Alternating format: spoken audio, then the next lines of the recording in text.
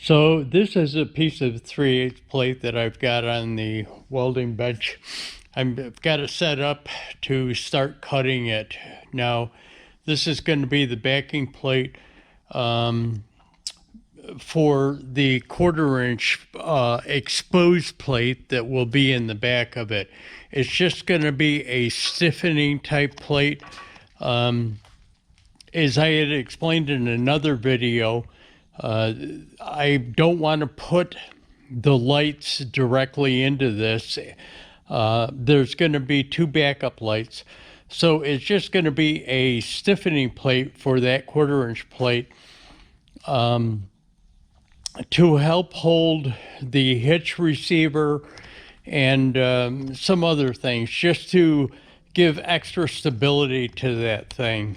So I'm just setting it up to get it to start cutting it. This is the beginning of chapter 76 in the haul truck build. It is the day of the eclipse, and I'm going to open the door in a minute. It's still overcast, but maybe we'll get a cloud break and be able to see it. So I've got that piece of 3/8 plate cut.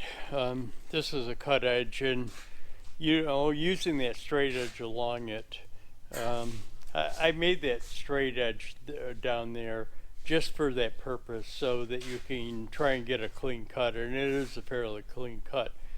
Of course, it's not a shear cut or a factory edge, but at least it's fairly straight. What I'm going to do now is start laying out how I want the center cut out, so that I can put those lights and put those lights in the 7-prong trailer plug, electrical plug into the 1/4 inch plate that this will be backing up. So the lights will go through the cutout and only be secured in the 1/4 inch plate of it. That's sorry. That's because those grommets fit into the 1/4 inch plate a lot better than they do into the 3/8. They're overstretched in the 3/8 and I'm afraid don't hold the lights very securely, so that's why I do that. One of the things I forgot to do is cut it to width. I just had to make a cut. There's a drop piece on the floor. It was only like 2 inches. I had to take 2 inches off of the width of it, so it's the same width as the outside of the frame rails. I'm just going to throw this little clip in here. There's going to be some clips about the solar eclipse, and there's probably people that don't care about it, aren't interested. So in part of this, in the bottom of this clip, I'm going to put a time frame where you can go to if you want to skip that whole thing. I mean, it was overcast, so the only thing that happened is it got dark. Now, there was a kind of some funny little things and scenarios that I kind of threw in there about it, so it's up to you guys, but I'll put a time frame down below where to go to if you want to skip it. I'm just bringing you outside here a little bit. We're probably about 15 minutes away from totality, but it is starting to get a little darker. I think totality only lasts around 15 minutes. 9 minutes away from totality. I don't know whether you'll be able to see this, but this is pretty funny. Off the left-hand side of that building, back behind there, you're going to see a bunch of people moving around. That is a nursing home. Apparently, they brought some of the patients out into the parking lot to see this. Yeah. At least they got them outside. 5 minutes away from it. It's this thing is strange. people are so weird. They closed the schools today. A lot of people aren't working. Like the electrical contractor next door, the girls aren't working there. Um, and all of a sudden, everything has become kind of eerie quiet. Like, you know, there's like, I think religious people think it's like some huge event. Other people think it's like the end of the world. It's ridiculous. But, anyways, we're probably about 4 minutes away. Before I said it was 15 minutes. I don't think it is 15 minutes. I think totality only lasts like maybe 6 to 8 minutes, maybe 10. I know that the shadow travels fast across the United States. It travels at over 1,000 miles an hour across. Like totality happens here at like 6:18 in Buffalo. In Burlington, Vermont, it only happens like 5 minutes afterwards, and yeah, Burlington's probably a good 400 miles or so away. See, at that green light down there, that's a major road. It's so friggin' weird. Like, there is nothing. There is no cars moving. I mean, people are freaked by this thing. I mean, some people have stopped and want to witness it, but it's really kind of eerie. I mean, there is no traffic, there's no noise.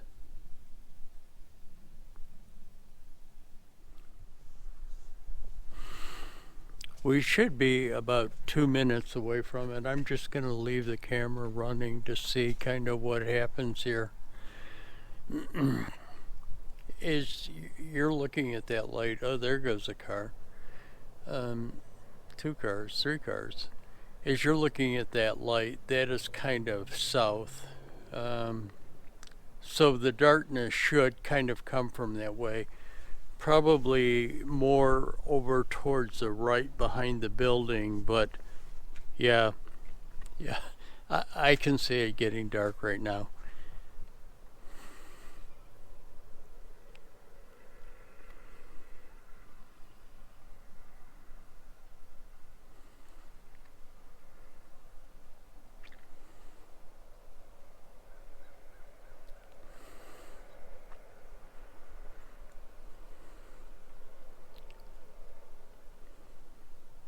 Imagine if sunset happened this fast.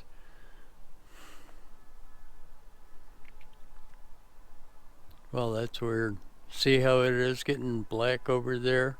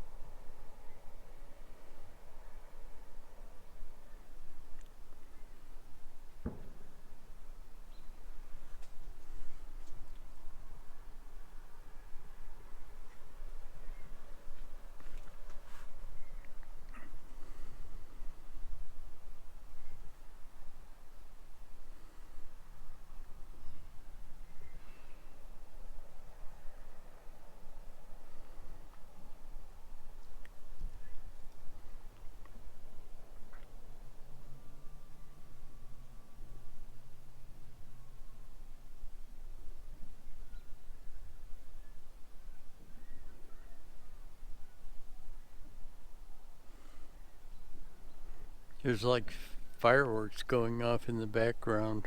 You probably can't hear it on the recording, but somebody must be shooting off fireworks.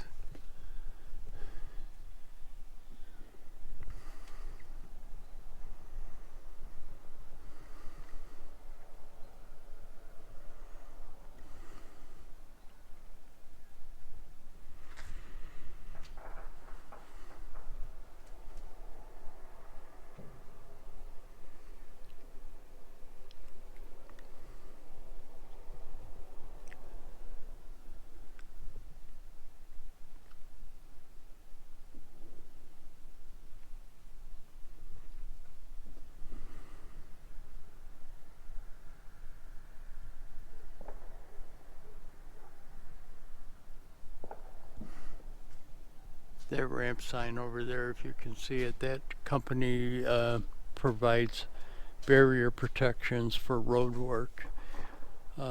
They provide signs, and they provide those trucks that have those collision bumpers in the back of them. But anyways, I'm going back in. This is what, this is it. It'll just start getting light again here pretty quick.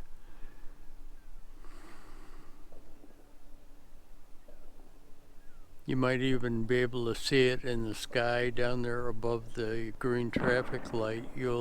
Should probably be able to see where the sky looks like it's lightening up down there off in the distance. Hopefully you can see it. It's probably about 2 minutes after I shut you off, and look at how light it's gotten already.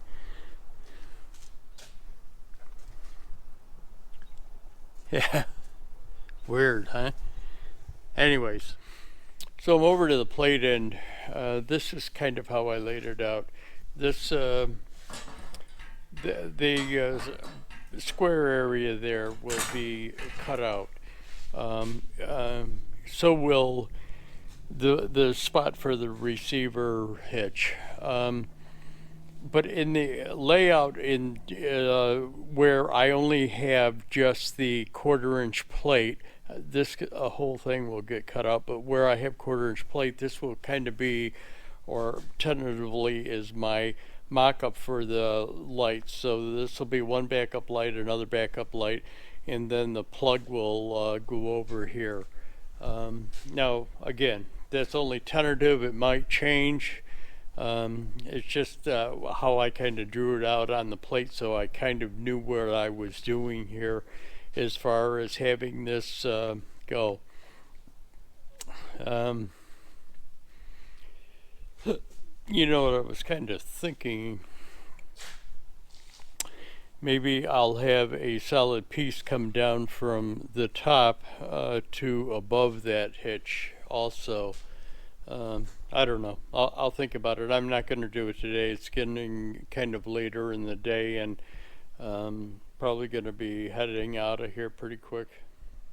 Okay, over here, I just finished cutting out these the holes where the lights and backup lights, where the backup lights and the 7-prong electrical hitch connection plug will go. Okay, as you can see that the hitch location changed, and I did install this brace that's going to come down through here, and then angled at this, because what I did is I had previously measured the height of the receiver hitch on my RAM, just so that I had an idea where I wanted this receiver hitch to be located as far as height off of the ground. I had forgot to do that when I had originally marked it out and put it just right above where the 4-inch tube would go. The only issue with that is I was thinking, how am I going to weld, if that thing sticks out a little ways, how am I going to weld the bottom of it and the top of the tube below it when that happens? I could weld one or the other, but then getting back to the other one wouldn't be very good. So then I started thinking, well, wait a minute, I measured that. Am I at the right height to begin with? So I went out, double checked it, and no, I wasn't. I had to pick it up, pull it up. So pulling it up actually got into the cutouts, less the brace in the center, but it got into the area of the cutout. So I figured, well, I'll put that brace in there, and what I'll do is when I move it up, I'll just angle this off so it gives material in there to help support it. So that's why the change came about. Of course, that's a knockout for the hitch receiver. No, it's not going to go like that. Of course, this is a backing plate to begin with, so the 1/4-inch plate is going to go over the top of this. But this will be sticking out of the hitch or out of the plate like probably about so. But yeah, it's coming along. What I've got to do is, this used to be clean on the floor here. All the grinding and tailings from cutting and stuff like that. But anyways, I'm going to clean this up a little bit, get that plate up here, and the 1/4 inch plate, and kind of figure out the curve of it. Maybe I'll make a little drawing. I don't have a pen. Yeah, I do have a pen here. So the plate is going to kind of, yeah, pen don't work. I'll do a little drawing, or if you watch the other videos, you kind of saw what I was going to do is, the top part is going to be like this, and then out of the sides it's going to curve down to meet the 4-inch tube that's on the bottom of it. But anyways, I'll bring it back. Okay, so here is kind of what one side of it will look like. Now, this line, this plate has to be cut off. This 4 inches at the bottom have to be cut off. So what it will do is fall about 4 inches short of the end of the bumper. So the end of the bumper will be out here, and then this plate will come down and be welded onto it. But I kind of put this like curve into it up to the top, and then instead of just doing a curve into it at the bottom, I kind of counter curved it and rounded it off the other way. But anyways, that's kind of what it's going to be looking like. So I'm just going to shoot a brief clip here. I just wanted to show you guys that I got this 1/4 inch plate that's going to be on the outside of the 3/8 plate, which is a backing plate. I got it cut out. I got the radiuses cut out on both sides. I've just got to cut the bottom half. This plate is 4 inches too wide. Originally, I was going to put this on the back of the tube steel. Now I've decided to weld it into the center of the tube steel, as this tube steel that's going to be used as a bumper. But I just wanted to show that to you. I'm going to cut that out. I've got my cutting jig set up there. I'm going to cut off that 4 inches off of the bottom. Then probably what I'm going to do is, I've got the 3/8 plate setting up over there. I'll probably put them together, C-clamp them together, and bring the engine hoist over here to hold them upright so that I can have the set them on top of the tube in the position where I want them welded. But I'll bring you back as I progress along. As you can probably see, laying on the floor is that 4 inch strip that I cut off. I've got the 3/8 plate back onto it. Got it clamped down onto it. I'm going to throw some tacks around in various places to hold it down. Going to cut out the hitch thing, but I'll bring you back after I do it. I'm probably not going to weld it out yet. Just going to throw tacks on it so that I know that it's secure in every all around on both sides of this thing, and on the sides also, so that I know that it's secure and it's both plates are secure to one another. And then I'll probably pick it up after I cut that all out, make sure the tacks are all good, and then probably pick it up and tack it onto the tube that is going to become the rear bumper. But I'll bring you all back. Okay, so I got it tacked on. Just wanted to kind of show this to you. My next step is to cut that out, but I wanted to show you the tacks first. what I did is I clamped it down with all of my welding clamps, and I clamped it to the table to begin with, and then put all these welding clamps on it to make sure that the two plates were held together tightly before I tacked it on. But I think got enough tacks on it, and gonna cut this out. It's probably gonna be too hot. I mean, it's getting kind of later in the day, and it's probably gonna be too hot to be able to stand it up now and get it positioned on the tube. Besides that, that engine hoist will probably drop down overnight anyway. So, yeah, I'll bring you back once I get that thing cut out. Okay, so as you can see from the receiver being in there, I cut that out and got that in there. Before I did that, if you'd noticed, I hadn't tacked the center of this thing, and I started looking at it and thought maybe it's a possible spot to bow out, so I just threw a couple of small tacks on there, one on both sides. Yeah, it's still fairly hot, so I'll wait to flip it around, and probably tomorrow I'll flip it around.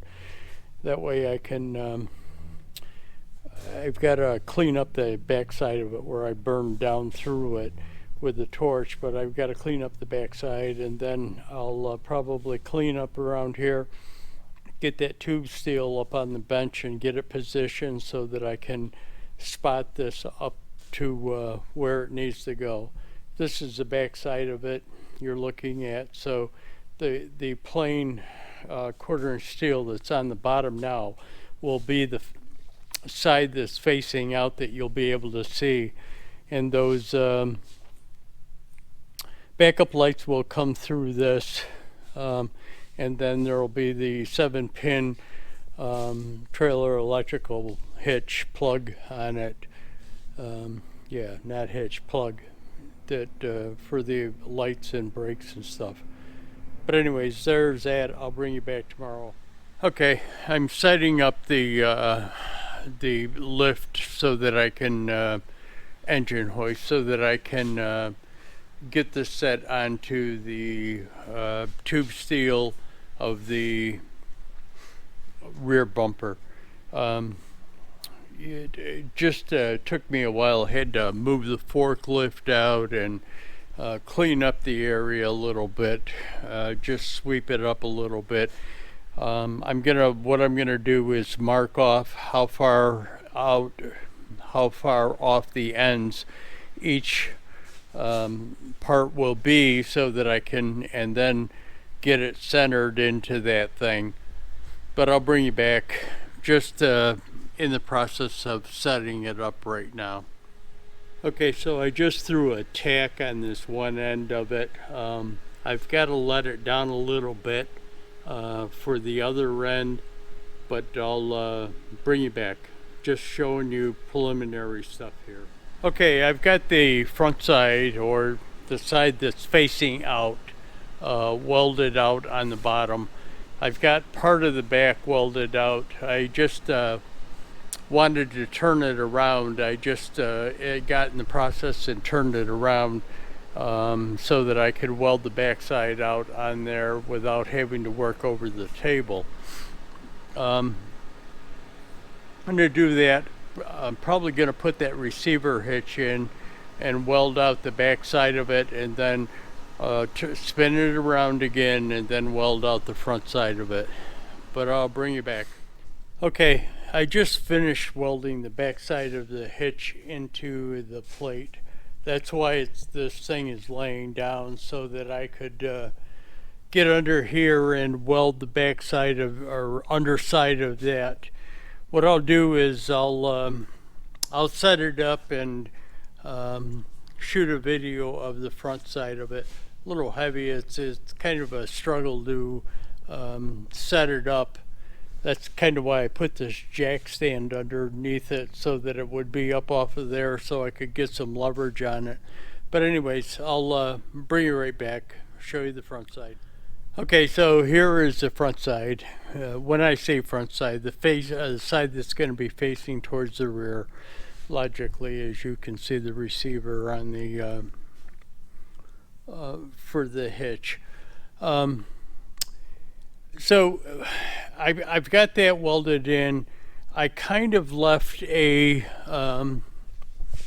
large portion sticking out the back. I'm thinking about tying this in, the back side of this in to the truck with an angle post coming down out of it. But anyways, that's yet to be determined, or how it's going to be done if I do it. But anyways, that's it for this right now. I've still got to cut the holes in for the lights, cut the hole in for the 7-prong electrical plug for the trailer. But that's probably going to be done in another video. This one's getting long enough.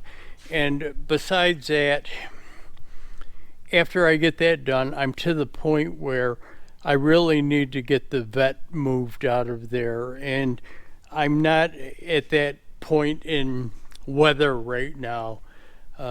Weather started out nice this morning when I got up and left before 6 o'clock this morning from the house. It was like 58 degrees, and now it's down to 45 and raining, as you can see from my floor. Raining pretty hard outside. But anyways, that'll do it for this chapter. Thanks for watching, guys. Hit that like button, subscribe.